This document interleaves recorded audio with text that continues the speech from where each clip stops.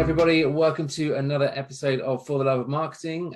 Today, I'm really pleased to have Konrad Sanders with us. He is CEO of the Creative Copywriter, fantastic global copywriting and content strategy business, working with some phenomenal brands out there, as well as many young and growing startups as well. So absolute pleasure to have you with us, Konrad. Welcome.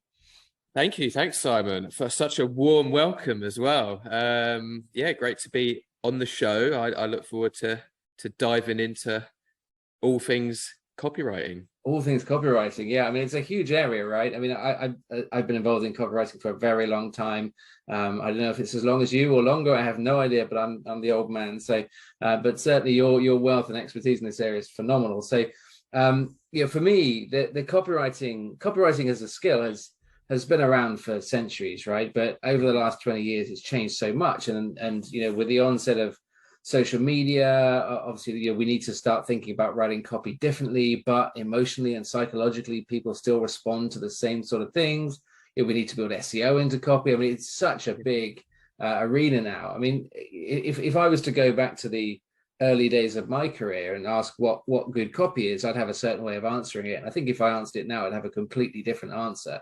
But from your perspective, what is good marketing copy? Yeah, it's a big question, right?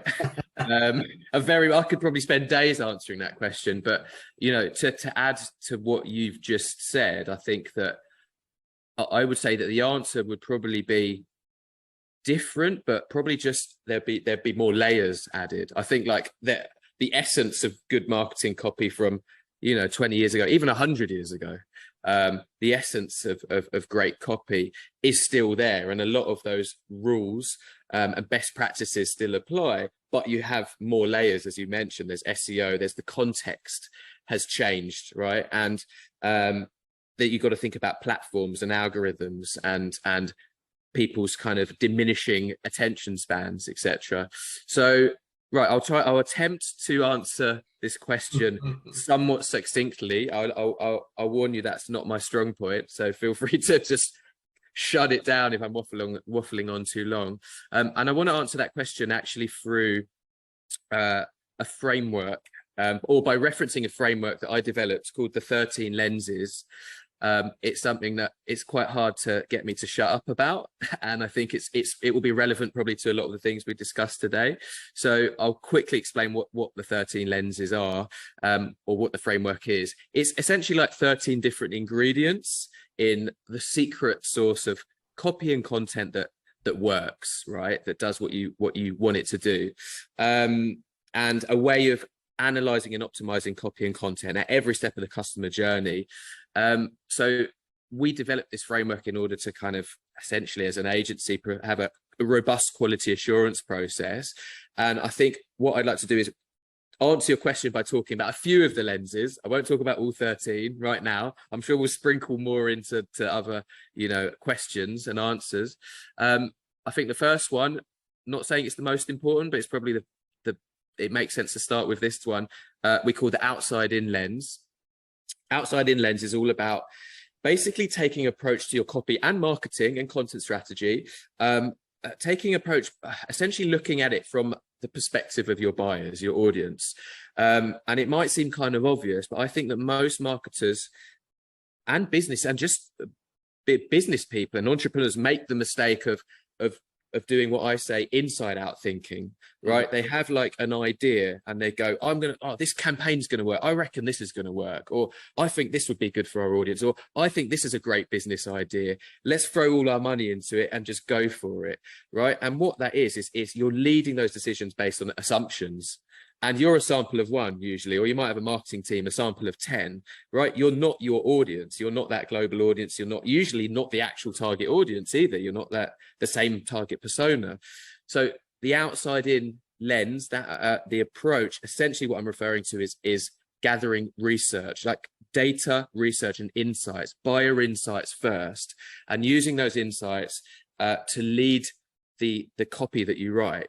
So a way to do that is, buyer interviews, talking to your customers, buyer interviews, surveys, focus groups, understanding what their pain points are, their triggers, their desires, their perceived barriers.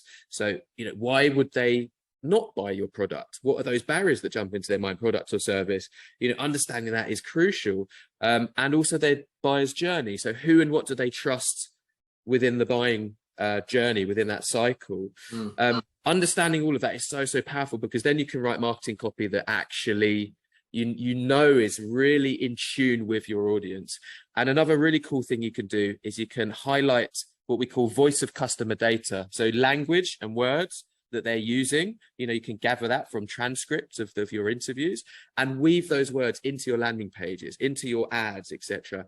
And the really cool, I think it's cool, at least, because I'm a copywriting nerd, but the cool thing is that you're much more likely to convert. You're much more likely to convince and resonate and hook and nurture and persuade, because you're literally using the words from people like them, the words that they use to describe their pain points. So it's much more likely to work. That's the outside in lens, I think, a really important one. I'll give you another lens. I'll back you up on that, Konrad. I mean, I think in my time, I must have had that conversation 1,000 times with people. It's certainly with content, but even beyond that, with everything. I mean, the number of times that I've been working with clients, partners, employers on PR strategies, for example, is a classic one where everyone thinks, hey, look, we've just won this award, or we've just hired this person, put PR out, everyone's going to want to know about it. Well, that's very inside out thinking. In reality, almost no one wants to know about that, right? Maybe your customers, your investors, a few loyal people, your employees, but that's not going to set the world alight. And if you actually take it out from the customer's perspective and what do they need, what problem are you solving for them, what's going on in their lives right now, and as you say, picking up on that tone, I think is a great point. If you speak to people the way that they talk, that's an instant. I mean, psychologically, there's some great research on that, and if you mimic someone's tone and behaviors, they will instantly start to like you more subconsciously, and it's exactly the same in tone of copy. So I think that outside in lens is a fantastic first one. Let's do one more, and then we'll go on to another question. Let's go one more. Right, all right. I will pick.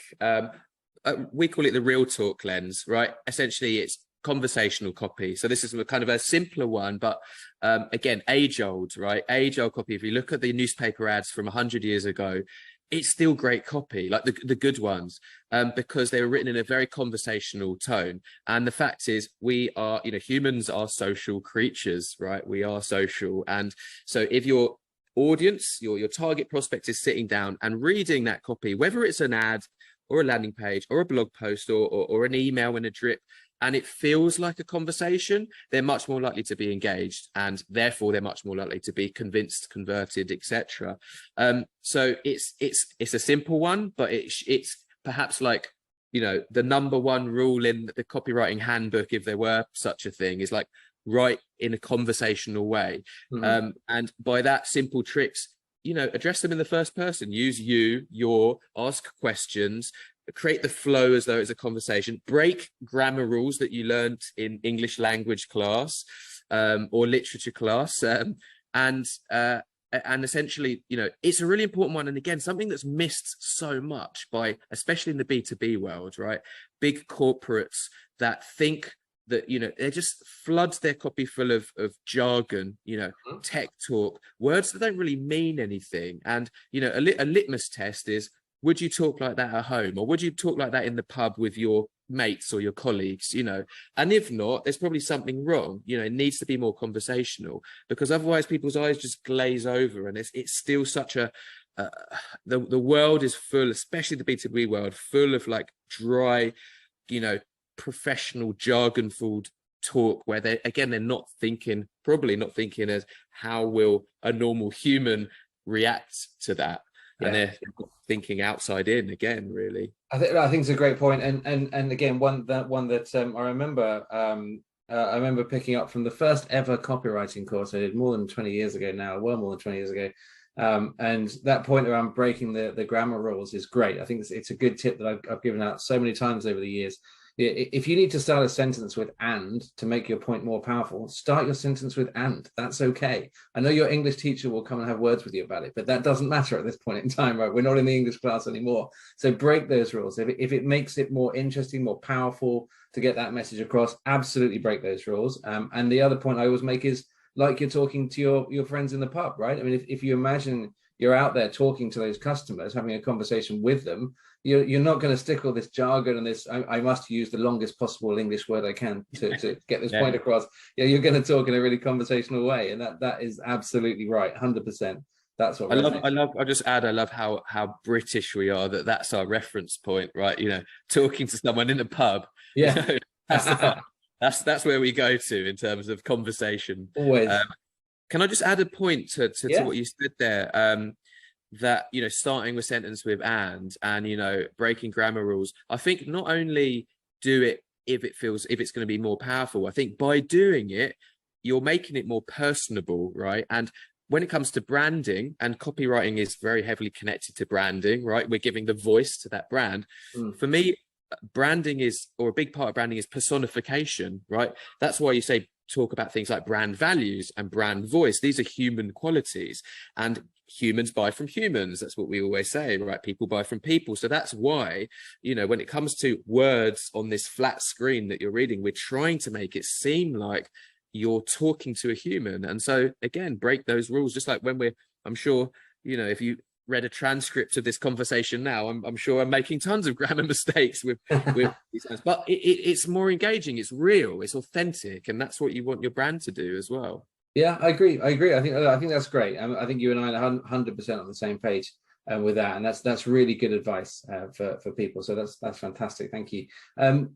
These days, there's a real push towards long form content. Well, actually, do you know what? There's pushes in two different directions, right? Short form content and long form content. Yeah. Mid form content is losing out these days, but long form and short form is absolutely where the pushes are. But from a long form content, it's important for SEO. It's important for driving sort of deeper value and guides.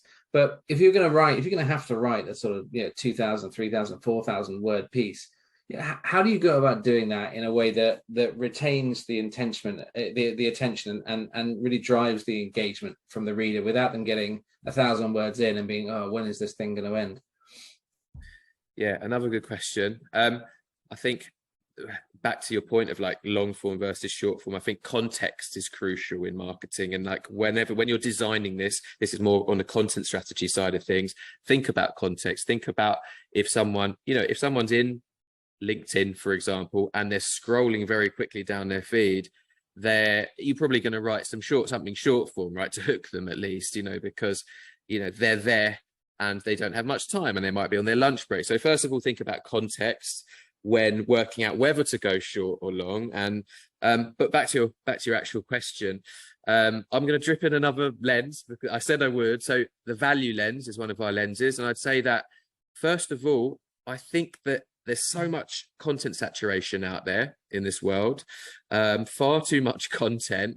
And I think a lot of companies just kind of blog for the sake of blogging, right? There's not a huge amount of strategy around it. And often what happens is they kind of scratch the surface of the topic rather than truly providing value, like, tangible value to that specific target persona. How are they going to, you want them to read something and it be so valuable that they bookmark it, that they share it, that they link to it, that they come back to it.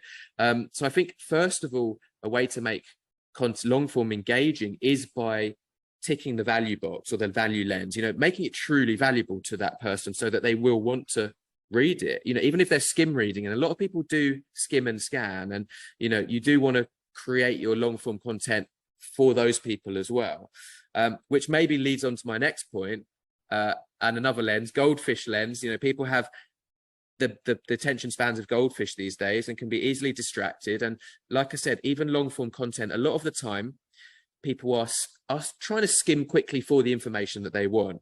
So one way to tailor your content to that is by having nice subheaders, intriguing subheaders, and bullet points, and making the formatting easy to kind of digest.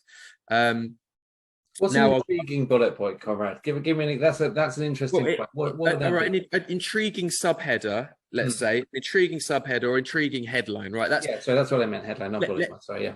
Let's go. Let's start. The first thing to do with long form content is get your headline right. The title.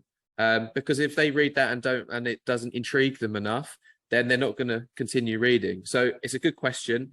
We have another lens called the intrigue lens, and so basically, I told you that they'd weave in naturally.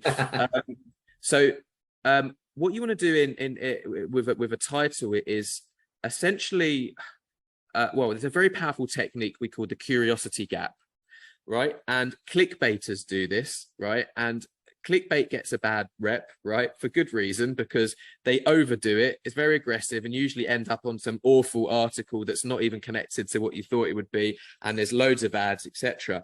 But clickbaiters are essentially applying, psychology that works. In the end of the day, you want your titles to be clickbait. Maybe don't call it that, but that's what you want. You want people to be scrolling, whether they're in Google, social, wherever.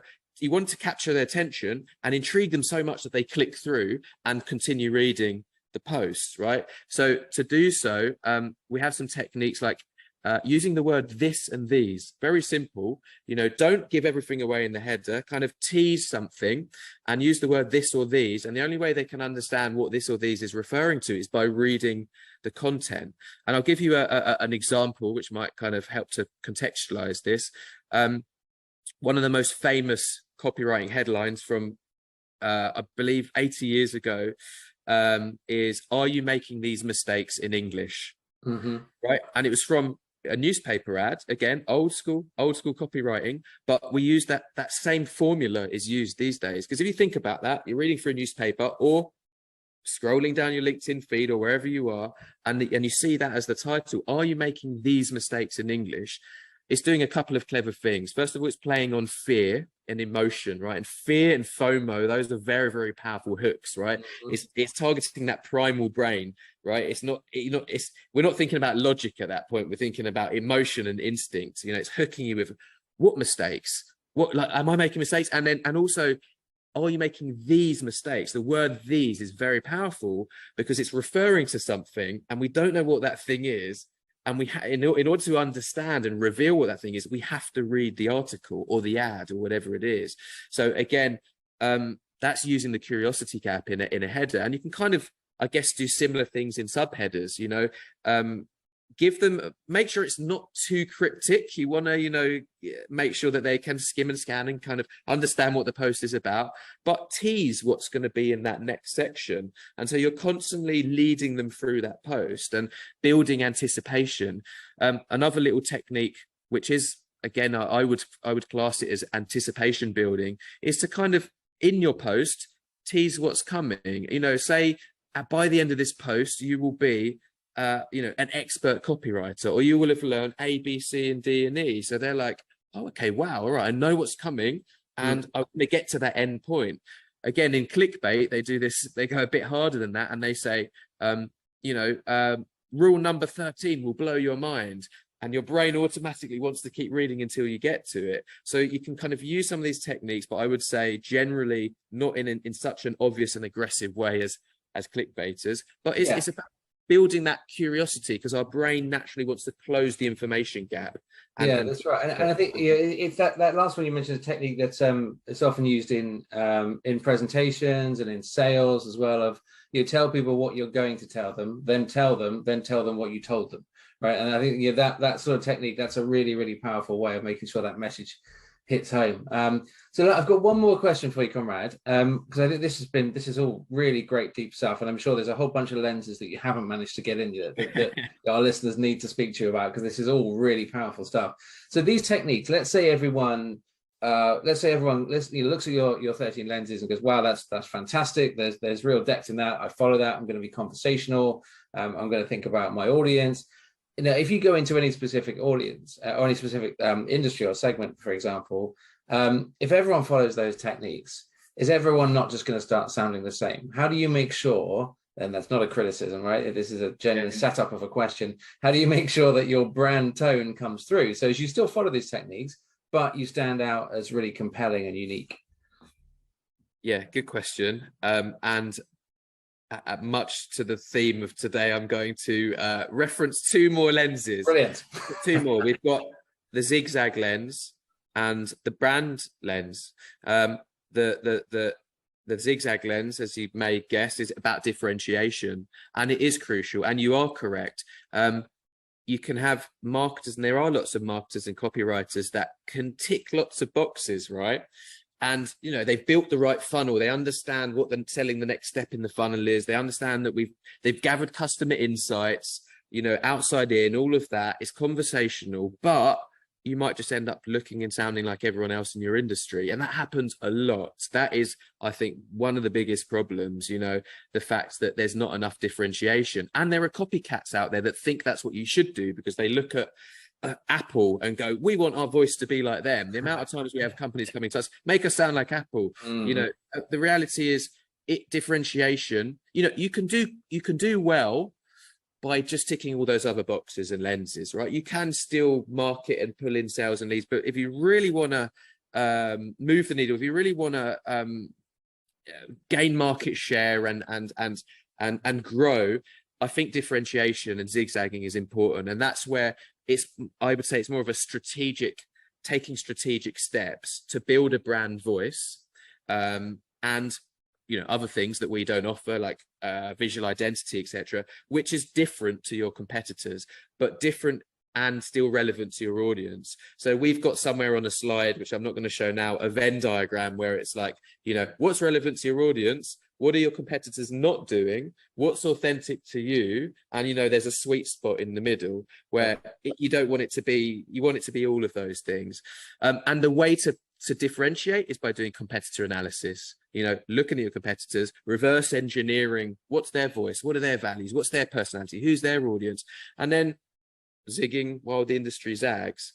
And then, you know, the brand lens is just about staying on brand and being consistent across every touch point. Once you've made those differentiators, you know, from the core essence of your brand through to your brand voice, make sure everyone in your company or organization is writing in that way, or any agency that you're using, or any freelancer, across social, across email, every point of the customer journey is consistent. Because, you know, if I started talking in a French accent for the last 5 minutes of this podcast, you'd suddenly think, hang on, well, that's broken. You might break your trust in me. Like that's a bit off and weird. And it's the same for a brand. You know, if suddenly they're speaking in a different language and tone, it kind of breaks that trust. It breaks that kind of. I think the consistency point there is really important as well. In a small organization, it can be relatively simple because you can have 1 or 2 people perhaps writing everything. Although the risk there is when they move on and someone else comes in, how do you hand over that tone really consistently? Within a larger organization, you can have social media teams, you can have blog writing teams, you can have a website writing team, and you can have PR, and there are, you know, many different areas who may be in different countries and different departments and have different reporting lines. You know, and I think having those sort of guidelines, and you know, when I'm talking to people about preparing brand guidelines and thinking about the tone side of that, for me, it's critical that there are specific examples in there of what is good and what is bad, what's on brand and what's not on brand in terms of tone. And that is circulated across everyone. If you can have a layer that goes through as well to make sure there's consistency, great, not always practical, but certainly having examples of, you know, this is how we write, you know, enables new people to come on board and pick that across, and it enables people to check in on that with any content they're writing as well. But that consistency, not just in copywriting, but just critically within brand generally, is so important. So definitely. And I agree that what I see a lot with brand positioning agencies is not going into enough depth when it comes to the voice in exactly the way that you've said. Usage examples. When we do it, we say like this, not like this, here's why. Because otherwise it's can be very top level. Oh, our voice is, you know, quirky, fun, engaging. It's like, okay, great. Now when it comes to writing, what does that actually mean? Everyone has a different. What's fun to you and what's fun to me, right? I mean, it's very different. What's conversational to you, what's conversational to me? So, yeah, those principles are important, but really putting that down on paper and saying, as you say, this is good, this is bad, and this is why, is absolutely the right way to go about it. Look, Konrad, that's been a phenomenal conversation. Thank you so much. There's some brilliant insights in there. Anyone who's looking for a great copywriting agency, the Creative Copywriter is honestly working with some phenomenal brands all across the world. So do get in touch with Konrad and the team on that. In the meantime, thanks for listening to this week's episode of For the Love of Marketing. Don't forget to subscribe and like this video or audio if you're listening on there. and we'll see you next time. Cheers, Konrad. Thanks, Simon. Cheers.